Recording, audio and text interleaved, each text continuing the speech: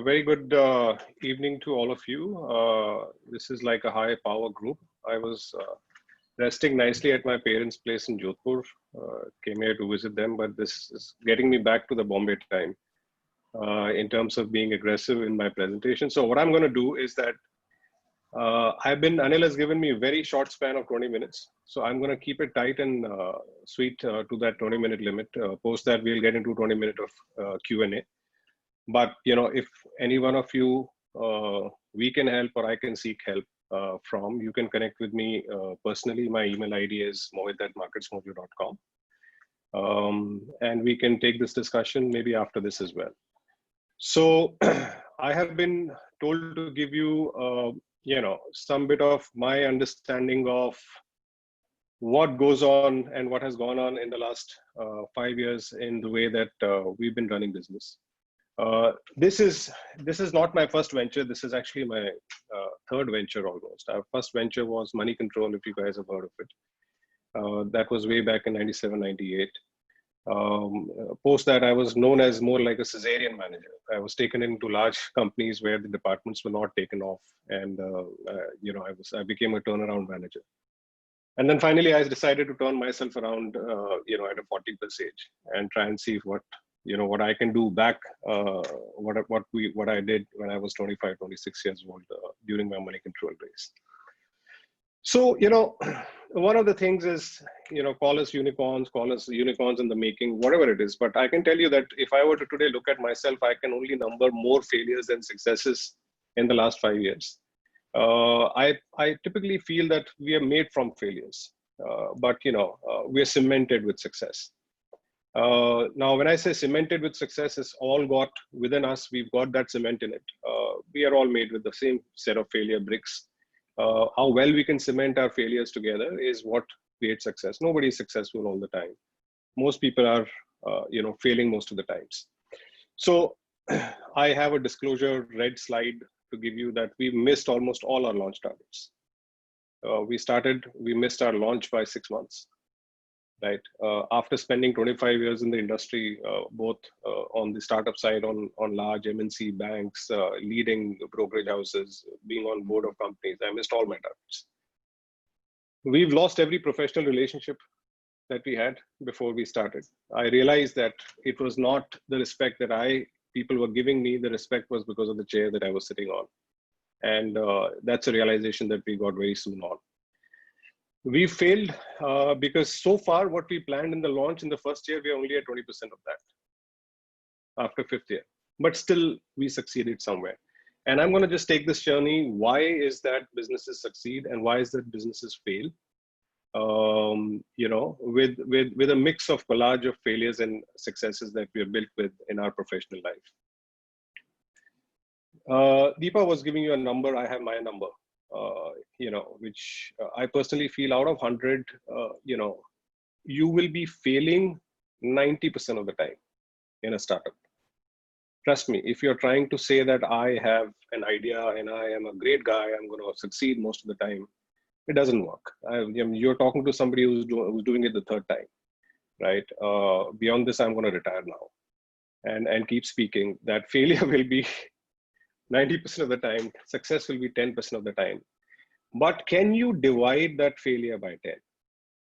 Can you make those failures smaller? And can you multiply your successes by 10? If you can, please focus on the last 3 lines. Can you divide your failures by 10? And can you multiply your successes by 10? That's going to make a difference. The top 3 lines is a reality. The bottom 3 is the gesture or is the reaction to that reality that we all have.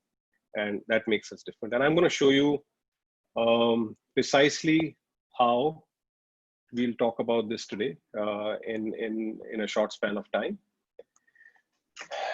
Okay, now, you know, we all feel that we are different people.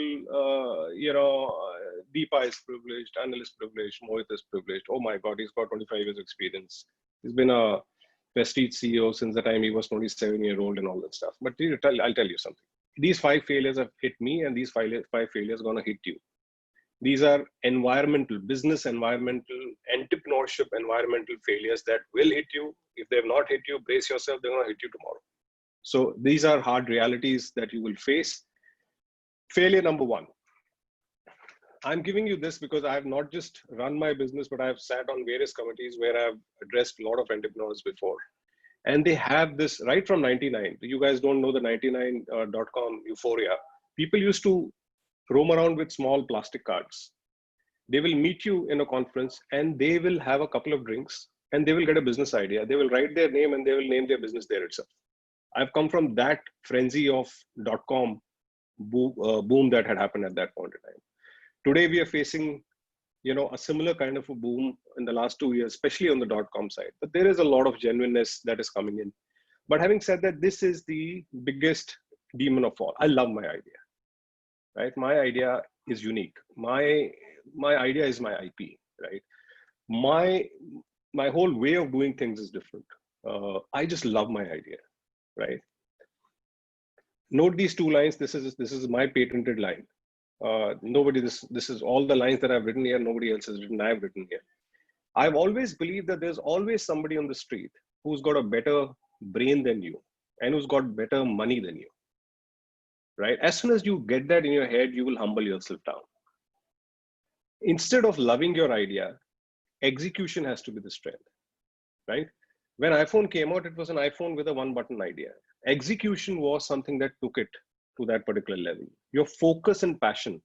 Money can buy resources, money can buy ideas, money can buy people like me who will give ideas.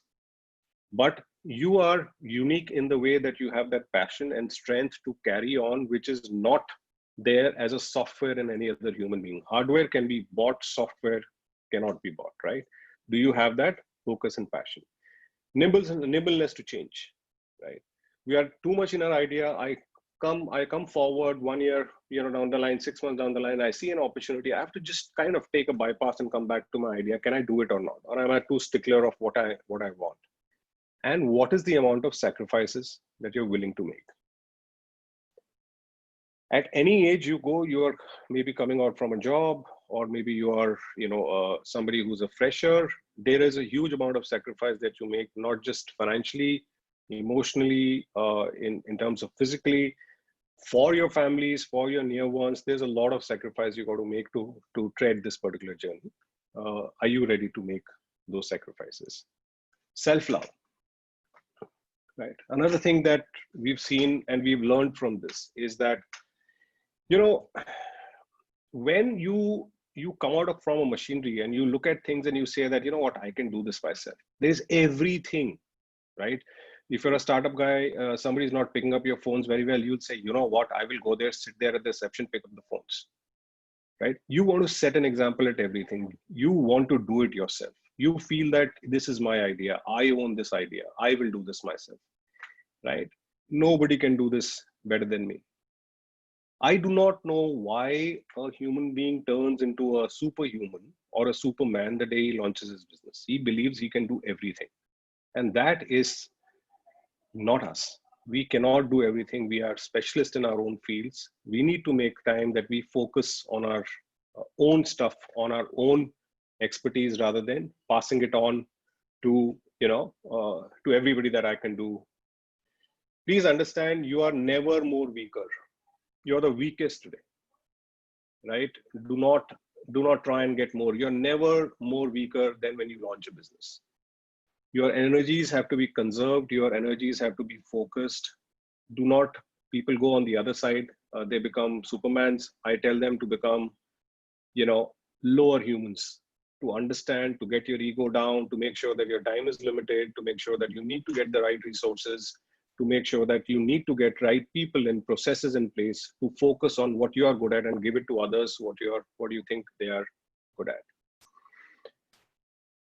One of the other thing that I feel is that, apologies for the spelling mistake, I've done this in the last half an hour. Are you a job person or your business person?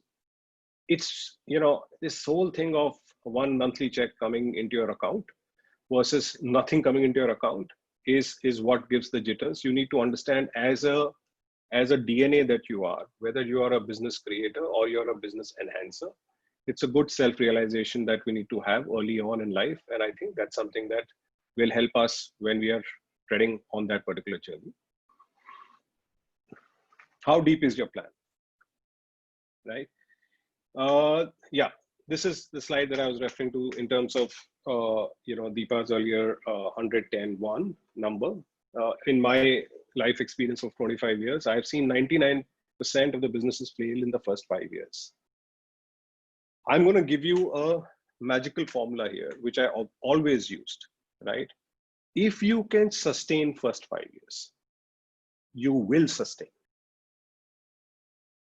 Your hardest job is in the first 5 years. Please understand what I'm saying once again. If you can sustain the first 5 years, you will sustain. The only difference is how big you will become. Whether you generate 5 crores, 10 crores of top line, 20 crores of top line, whether you generate 1,000 crores, 2,000 crores, that's a different mindset. But if you can sustain 5 years, you will sustain, right? So what we do typically is we make a 5-year plan to track, right? Don't worry about the changes. Make a 5-year plan to track. You then break it up into smaller deliverables of no more than 90 days, right? Nothing can get developed in my experience over 90 days. Make it short, make it sweet, make it something that you can sprint on. Don't make too demanding demands out of yourself. Have 3 financial projections: optimistic, average, pessimistic. This is just the start. Take the average, the second one. Divide revenues by 3 and multiply cost by 2. That's your plan. So what this will do, as soon as you do this, this will get you ready for 5 years. Because as soon as you do your financial projections and take out the average plan, you divide the revenues, because revenue is a dream, cost is a reality, right? So when you are projecting something, you are so optimistic about yourself, you will go higher on the revenue side and you will go conserving on the cost side. Whatever your plans are, you create a 3-stage plan, which is optimistic, average, and pessimistic. Take the average plan out, and please do this calculation on that you divide the revenues by 3 and multiply the cost by 2. That is your number you need to. That number, if you're ready for next 5 years, you get into the business or you sustain there, right? If you can survive, aim to survive in the first 5 years. The other thing is, why are you in business? Are you in the business to make a difference? A lot of people say, I want to make a difference, right? A lot of people say, you know what, I don't know, but this will help people. See, if you want to help people, you be on the social side of business, right? You don't have a financial, if you ask me and say, Mohit, why are you in this business? I would say, I want to make a difference and make a lot of money for my investors and myself. We as Indians have this whole thing of, I want to make the money in the gut, but on my voice, I would say, I want to make a difference. I want to change the society and all that stuff. That's fine. You want to do all of that, but know who you are, right? Because after 1 year, 2 years, you will cry on the other side and say that, listen, I didn't make money out of it. But that was not the aim to start. So be clear to yourself, be honest to yourself, right?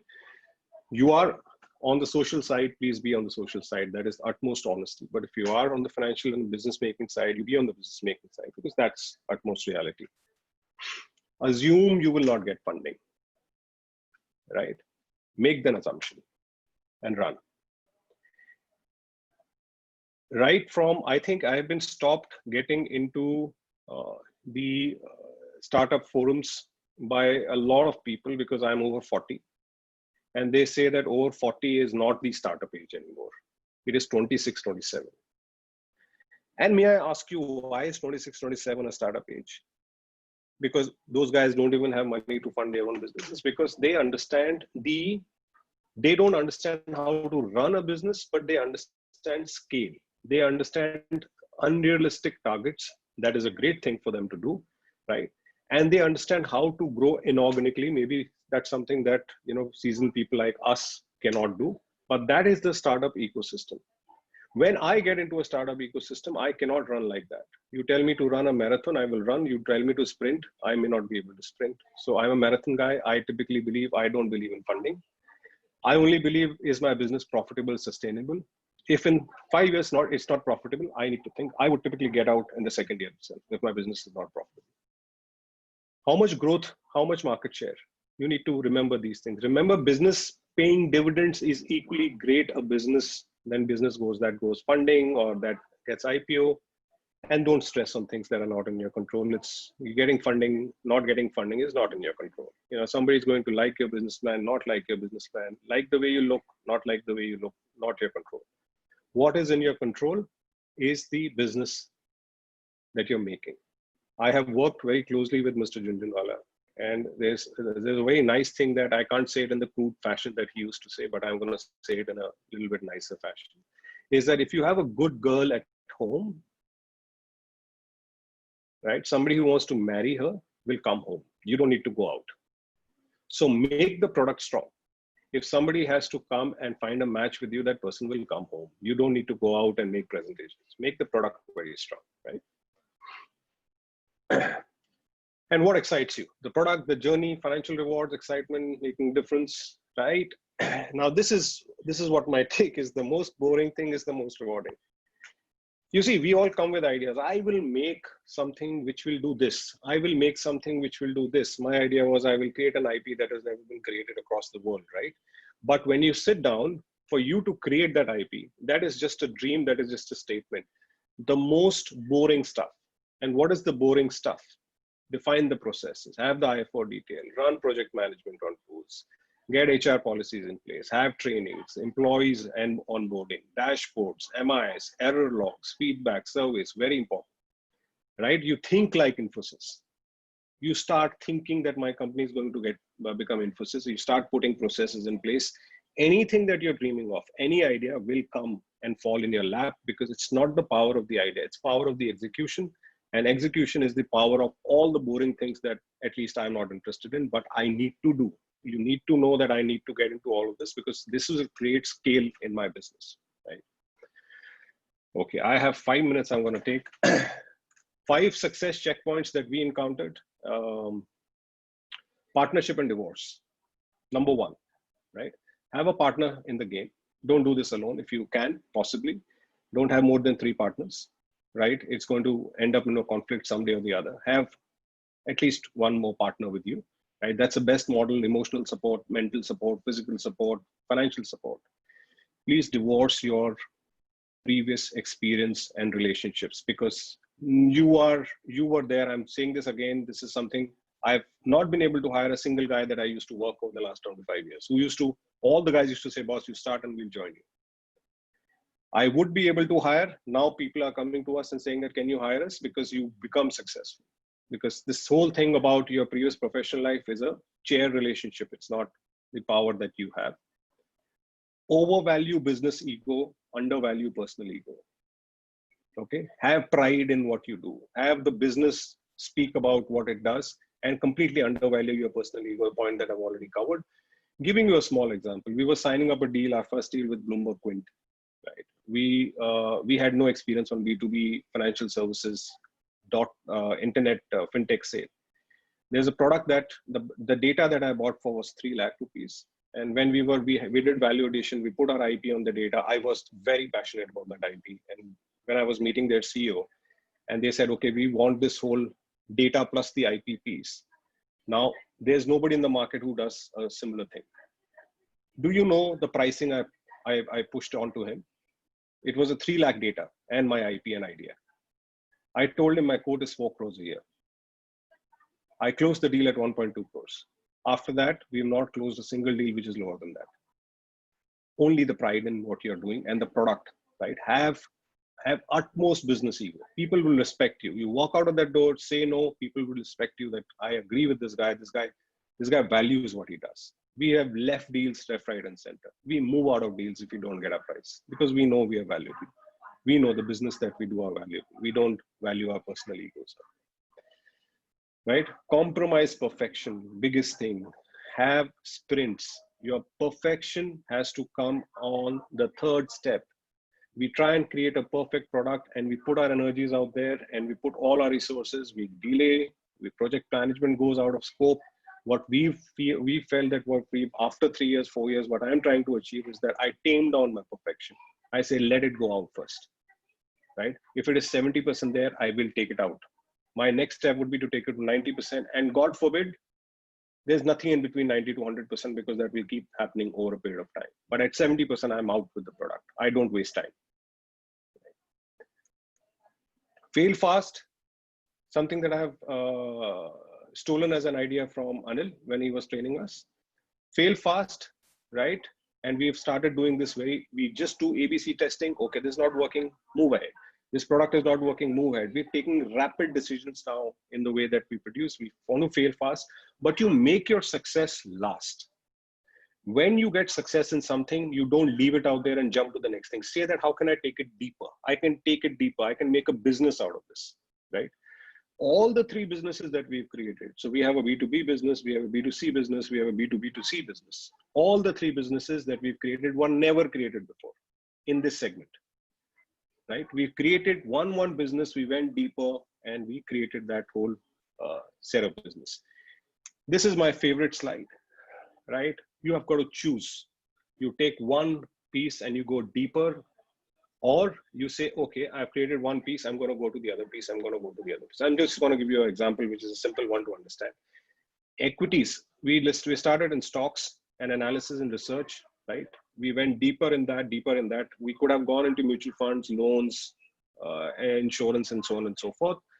At a certain stage, we said, okay, let's just go completely deep because nobody in this. And then you start broad basing, right? Suddenly you look at something which is, according to me, the best model to follow, which is the sign of the Christ. You go down, you create a business, you broad base, and you come back to your specialty and USP and you make it down. So to just give you an example, we created this line in India. We are now going across 90 countries, and we are then going back into the IP and trying to dig deeper into the IP to try and improve IP of all the 90 countries, right? But when we created an IP, we said, okay, it's 4 years enough. IP is great, looking good. Now can we expand across the globe? And then we will go back. This is what we have done so far. We have 30% share of the Indian investors. We are profitable with 70% efficiency. We were profitable from second year of our operations. We have B2B, B2C, B2B2B, and B2C revenue models. We declined a $20 million valuation 3 years back. In the first year, we got a valuation of $20 million. We declined it because we were positive that we don't want to lose stake. We want to grow as a profitable company. In the next 3 months, we're going global in 90 countries. We're launching Markets Mojo in 90 countries. Please understand the last line. We are self-funded, profitable, and we are self-reliant. Yeah, you can do this. If there's anything that I can take from you or you can take from me, I'm always here. I have a great business and I'm open for questions. And I'm 5 minutes late. Sorry. Wow, that was so well said. Really. Thank you. Packed with value in every moment. And, really loved what you said about making your success last. And I think there are many things in your presentation that were absolute value for the entrepreneurs. Now it's the time for our members to ask you questions. I'm sure there will be some good questions coming. Let me request you to please ask questions around entrepreneurship and not around the product of Market Mojo, but around entrepreneurship, so that it is relevant for everyone who is attending this event. So please go ahead. It's all yours. You can unmute yourself and ask the question. Can I go first? Yes, sir. Yes, please. Thank you. Dr. Mohit, super presentation. Focus. Thank you. A quick question. You mentioned about us realizing whether we are business oriented or employment oriented. Is there a way do you feel we could transit from employee mindset to a business mindset? Yeah, so this is a very interesting question because I'll tell you, with age, you kind of become more rigid, right? So, and I was becoming very rigid when I was turning 40. And it took me 2 years to take a call to get back to business. So what I used to do is I used to every day take a diary on a Saturday, sit at Starbucks and make notes. It took me 2 years, right? And the only thing that I used to write out there is that how much money I need, how much money can I blow and make it zero, right? Gotcha. When I reached that figure and if that number was affordable, I was comfortable. Then my expectations were down that, okay, even if I have X amount, which I'm going to lose over the next 3 years, it's like going into a everybody has different capacity to gamble. I said, I'm going to gamble with this money, which is not going to spoil my family life, which is not going to spoil my kids' education, all of that stuff. This is what I can play with. And then I stretch that, how much time I need to play this with. And I build my whole cost plan out there. I was at zero risk. I knew that I had written that off. I, in fact, kept that amount in a separate account. Now, the thing is that is easy to do, but because it's a pure number game. Life starts once you start taking no salaries, or you start taking 5% or 10% of your salary and all this stuff, right? Because after 3 months, 6 months, your family will start suffering a little. So what I also did, I kept a amount aside so that my lifestyle is not compromised. Right. So I was doing the same kind of spends that I would do when I was in a job. Right? So there's a bit of a financial planning, because the minute you do this financial planning, your mind gets tame. It doesn't disturb you in the night. So you can say, I've taken care of this. It's all about that eye of detail, to know yourself and to try and put your concerns ahead on the paper and say, I'm going to address this first before I get there. Right? Because you do not want these hurdles to come and stop you after 6 months and say that, listen, you didn't plan for this, so now you can't do this. I planned for all of that. Right? If you guys ever want that, I can give you a simple Excel sheet to plan that out. Wow. Put your numbers, you will come to know. Yeah, it's so much. 99% of us would have their Excel sheet, but numbers entry takes time. And then one day becomes a month and a year, and then goes on. That's true. That's true. You got to do that. It took me 2 years. Yeah. Fantastic. Thank you. Anyone else? Please unmute yourself quickly and you can ask the question. I have a question. Can you all hear me? Yeah, we can hear you. Sir, Mohit sir, the question is about how to work with a partner, because I know a lot of partnership, and after some time it's falling apart. So how we can how we should choose a good partner, and then how in the business how we can work together in the long run. So can you tell us some insights into this? So you're married? Not as sir. So otherwise you'll never ask me this question, because professional partnerships are way easier than personal partnerships. So life teaches you how to have a partnership only once you are 5 or 10 years married, because you just get into that. But having said that, to be on the serious side, you do not need to choose a partner who's like you. I would actually look at somebody who's not like me. It's a groove that needs to fix. It's not like this. It's a groove you need to fix. Right? If you are very business oriented, I need somebody who's process oriented. If you are a very product oriented guy, I need somebody who's strategy oriented. If you are a very financial, planning oriented guy, I need somebody who needs to take a little more risk and who needs to be a little more on the front end. If I'm a back, below the line player, the guy has to be a little above the line. Normally what we do is that we look at people like us. I don't think so you need to do that. You need to look at people who are diverse. The second thing is, never have somebody for the sake of the name, right? When you have somebody who's a partner, you basically have a partner in the flesh. You invest, I will invest.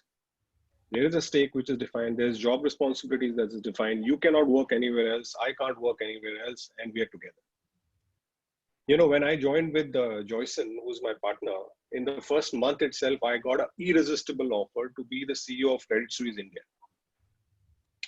Right? It was an irresistible offer of what opening salary I was getting and what I was getting, and it was a 1-year commitment that they were telling me to write. I could have easily told Joy, run it for a year. I'm coming and I'll put another 10 crores into this. It doesn't work like that. You have to let it go. You have to let all these greeds that come over a period of time. So you have to have complementing, then you have to have a DNA match. Now, I'm not telling you to go to the hospital and do a DNA match, but you will over a period of time get a feeling. It's a vibe that you get from people that I can work with this person. I cannot work with this person. Too diverse. He's somebody, for example, I go and buy a Arrow shirt. No, this guy goes and buy a 15,000 shirt. Oh my God. It should create something in your head that you need to get this whole vibe yourself. But make sure overall that it's a nut and bolt fit. It's not a nut and nut fit, right?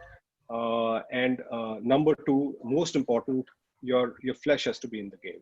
He has to invest, you have to invest. You have to be together in this. You cannot be doing, I'm running my own business on the side, this side, you run on your business, and together we'll do this. If something comes out, it comes out. Okay. Yeah. Thank you, sir. Hello, Mohit sir. Yeah. Yeah, my name is Sebastian, and I thank you Hi. for sharing such valuable slides. I had a question. Different leaders share different interpretation. Some leaders say become socialists. Some leaders say become capitalist first. So as a new startup entrepreneur, what should be the real focus mindset? Socialist or capitalist? What you are is your real mindset. What you are, by the virtue that you're on this forum, I'm telling you, you're not a socialist. The thing is, everybody wants that social aura to be around them, right? I also want it. And I do my own social activities in my own ways. I don't need to speak about it. But having said that, when I'm at work, my objective is simple. I want to gain market share. I want to create something which is really big, which makes money for the investors and which makes money for the shareholders. Right now, you can launch a business with social activities, then you need to tame down your financial expectations out of that business. You can launch the business through financial aspirations, and you say that I can do X number of social activities out of that. It really depends on which way you want to catch the tail from, right? But it's really on to you. I don't think so anybody who comes on the forum and says social activity is how you need to start, or capitalistic activity is how you need to start, is right or wrong. To me, capitalistic activity is what I do, and I'm very proud of it. And the socialistic activity is something I do on an individual basis, and as a business we do as well. But that's not something that is my business. Thank you. Thank you so much. Hello, Mohit. This is Sunil. Can you hear me, please? Yes, Anil, I can hear you. Yeah, Mohit, first of all, thanks for a wonderful presentation. That was great. I'll just keep this short. Two questions. Contrary to the, conservative or the traditional way of thinking, you said two things. Number one, of having a partner. Well, the conservative way of thinking is that if you need a complementary skill, you hire a guy rather than making him your partner, Number one. Number two, how do you scale up without funds? There is only that much you can achieve with your own investment. If you really want to get to the next level, you will require more investment. And if you were to actually make the money out of the current business, it would take a long time to achieve that level. Yeah. Thank you. So no, I think both your questions are very relevant, especially your second question gives me also, fiery nights when I dream about it. Let me attack the easier one first. The first one, in terms of, having the promoter, I think, see, you can buy the best of the talent, but the best of the talent is very variable. It goes, the level of commitment is very different when you look at a partner and when you look at an employee, right? And obviously the employee that may come to you as a partner will obviously be a senior guy, and he would claim a lot of money, and you don't have that kind of money to start with.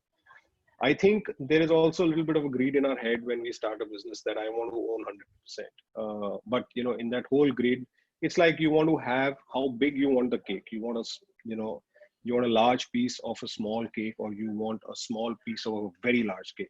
Is the mindset that we need to go in. According to me, partner is much more than that. You can go, you have emotional support. You today have, whatever your mind is going through, because you're a entrepreneur, you will go through your own set of cycles. Once you go through a set of cycles, a partner always is there to hold.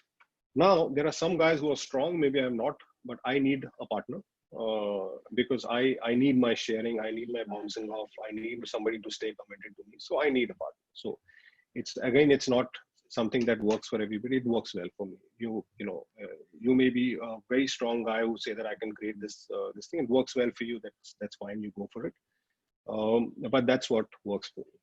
Now, the second question, as I said, is a tough one. And I think we have just 5 more minutes. I think, Deepa, we have 5 minutes. Or we're done with time. Yeah, we can answer this question. All right, fine. So basically, the second one is a very tight question. You see, the thing is, now you start a business and it starts creating, say, you're spending, the cost goes in, and then after a period in time, you start making profits. Profits are very minuscule. the profits are minuscule because you've not even started increasing your salary that much. So slowly you go to a stage where you say that, okay, now I'm coming back to my salary and all of that stuff. And suddenly you see that this is the amount of money that I've got. Now, the thing that happens is that as soon as you're in a market, your IP is gone because everybody knows what you're doing. So you cannot say that my IP is hidden. People will start and try and copy you. We have people who are trying to copy us as we are talking right now. Now they've got two choices. One is that, can I get growth capital in and go to the next phase fast, right? The other is that, can I just have my IP changing and keep creating multiples of our IP when we move forward in terms of my phase 1, phase 2, phase 3, so the competition is continuously thinking, and I will go on higher growth trajectory myself. So maybe can I grow my revenues at 100%, 200% on a YOY basis? I personally believe I've taken the approach of growing my revenues at 100, 200%. The reason I don't believe that much on this whole funding parameter is that most of the guys today, if you see, whether it is Flipkart or whether it is anybody that you see, the main shareholders are 2 or 3% into the company left now. They've gone through series of loss funding. You know, what is a loss funding is that you go and get a $25 million funding and then you spend it out, right? Because you got to show that you spent out, and your funding doesn't come in 25 millions in your hand. It's a spending plan of 6 months or 1 year, right? You take it out and you spend it, you spent it, you acquired customers, you're still not profitable. This is a very US way of working, of having a 10-year of non-profitability model. 20 years, Amazon turned profitable after 10 years, you know, so it's that kind of a model.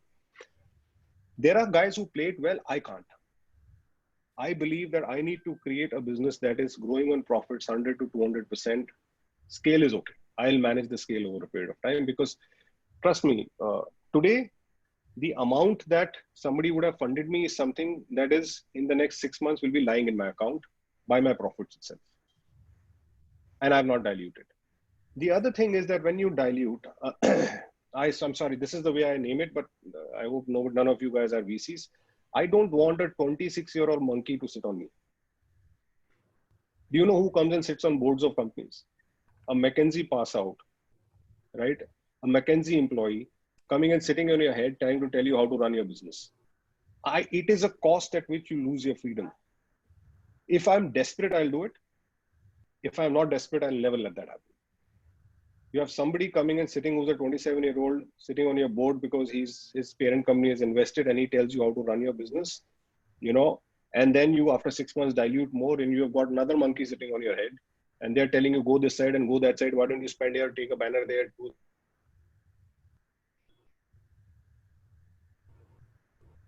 Right? I'm rigid.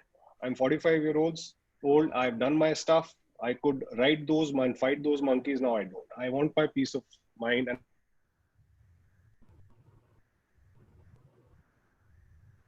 Markets Mojo today is the first company from India that is going global in the 5th year of launch without any funding.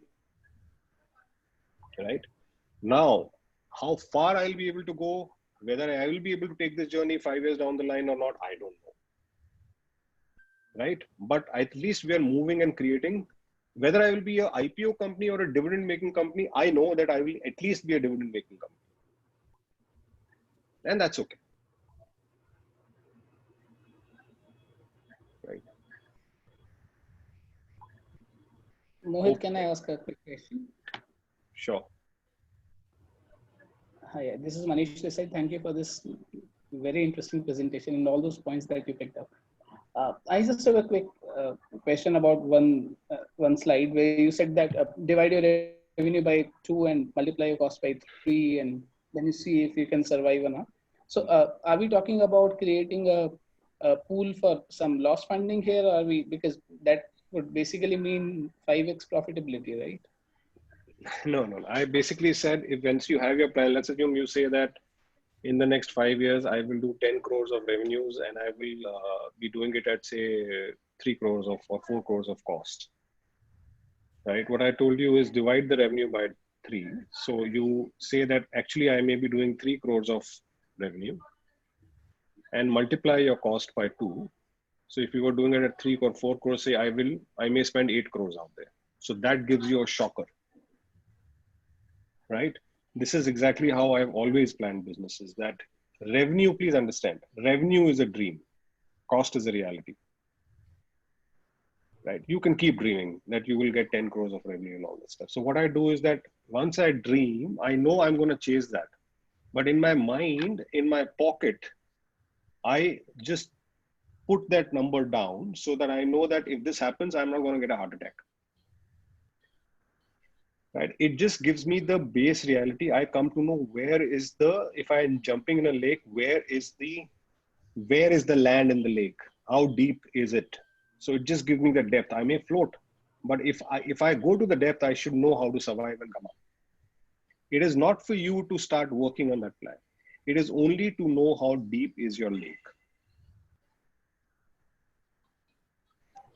I'm sorry, I said just one question, but can I just ask a follow-up? No, sorry, Mani. You will have to write to Mohit. He has given us the freedom to write to him. Please do so. And as much as we would love to keep hearing from you, Mohit, we have a promise that you have made to the audience that we'll get done by 5:30. So we'll keep our promise. So thank you, Mohit, and really words are not enough to thank you for the kind of value you have brought to us in spite of your such a busy schedule.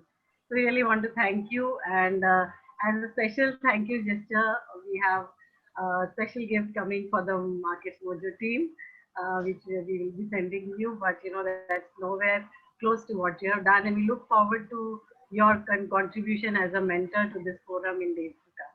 Sure. Thank you so much. Anil has been a personal guide. Deepa, you've been a personal guide to us. And we thank everybody who's supported us. If there's anything, I go and speak at hundreds of forums. If there's anything at any point in time you want me to come there for half an hour, I will be there. Don't tell me to make a presentation. It becomes a little taxing. But I will be there at any point in time that you want me. My numbers are with Anil if anybody wants to discuss anything. Thank you so much for the opportunity. Thank you.